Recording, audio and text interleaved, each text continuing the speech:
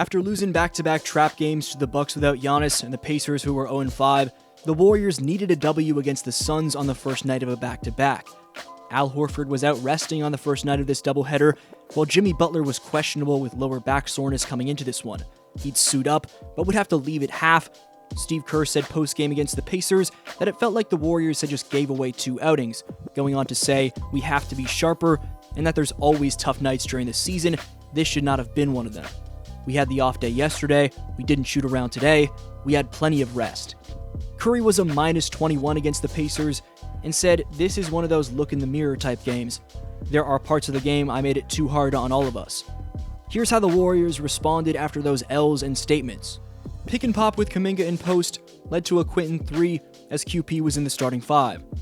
Draymond rotated to make a great stop before Jimmy finished in transition. In another pick and pop with post, Butler found Quentin. Following a Kuminga turnover, Draymond was there to deny Ryan Dunn, so a couple great defensive plays by Green.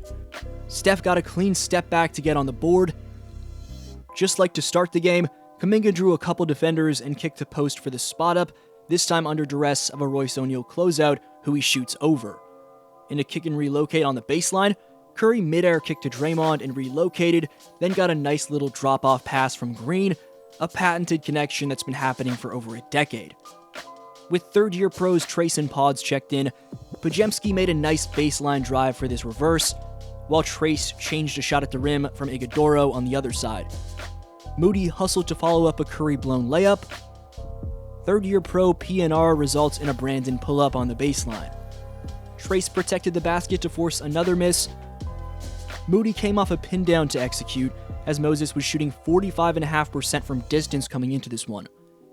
TJD changed his third shot of the quarter before leaking out in transition for the throwdown off a lob pass from Buddy Hield. Hield forced a jump ball on the much taller Nigel Hayes-Davis and won it. Buddy proceeded to drain a triple as Hield was active early. Pods drew 2 out of a pick and roll and set up another TJD lob. The Dubs had 11 assists on 13 made field goals after 1 and ended the frame on a 16-4 run. Moody attacked to try and dunk on a few defenders. He didn't come close to throwing it down, but got to the line and drained a pair. Pods created towards the end of the shot clock and hit a Manu Ginobili-esque fall-away runner off 1 foot. Draymond and post rotated to sandwich Nick Richards and force the miss. Moody stayed hot.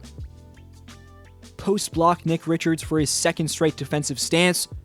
Moody then drained his 300th career triple, putting him 18th all-time in threes made in Warrior history. TJD had a potential finish on this play, as it seemed like he had to go up to avoid the 3-second violation, but instead he found time to make an unselfish pass to a wide-open Buddy to get 3 instead of 2. Kuminga dug in to strip away Booker before Trace secured the loose ball. Then it was Jonathan finishing on the other side. This was initially called a block on Stephen Curry, but upon review, Curry was outside the restricted area, so the call was overturned to a charge. Great challenge by Steve Kerr. After Booker threw it away, Pat Spencer pushed the pace and set up Hield. Inside-out ball movement and an elusive off-ball relocation from Curry sets up this beautiful possession where Steph pops to the top of the arc and hits a ridiculous bomb that he makes look easy. Draymond's Stephen two-man game sets up another Curry triple.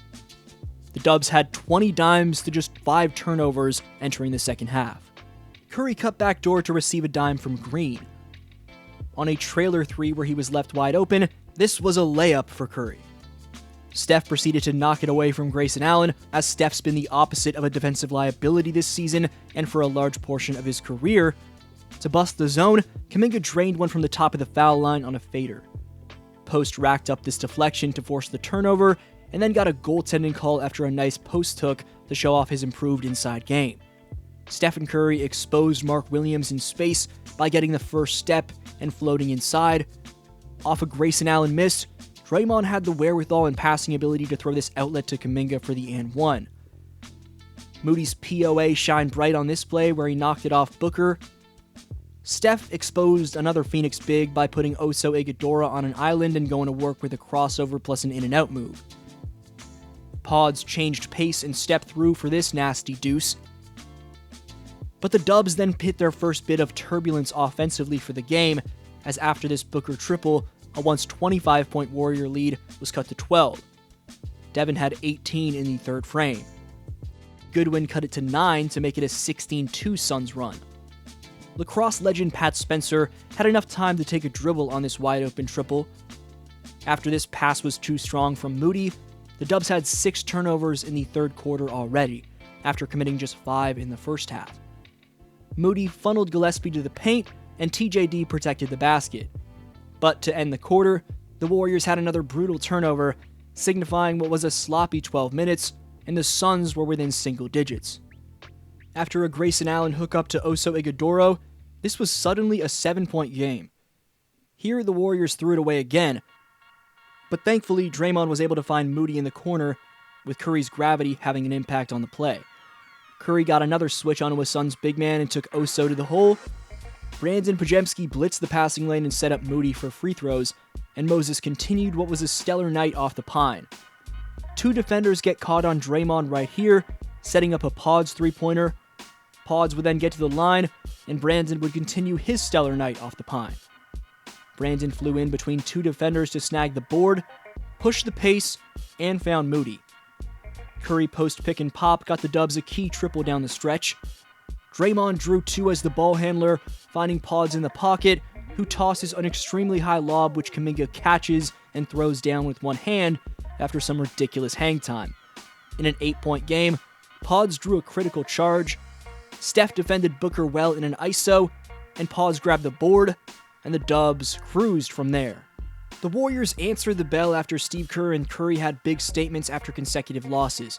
With how Trace Jackson-Davis played in this one, and with how bad Al Horford's been for this season, Trace may have earned himself a spot in the permanent rotation, or at least some regular minutes here and there. The bench as a whole stood out in this one, as the Dubs' bench mob of Pods, TJD, Hield, Moody, and Spencer combined for 63 to outscore the Phoenix bench by 44 points. Moses Moody had 24 in this one, as he'll likely be the starter tomorrow night in Sacramento with Butler injured. The bench also meshed for 15 assists, 14 rebounds, and 5 steals.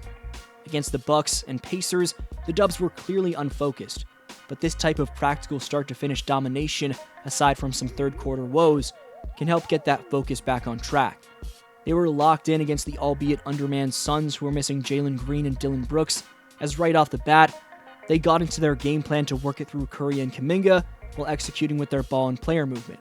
The added bonus was the bench dropping 63, as I mentioned, and 40 in the first half.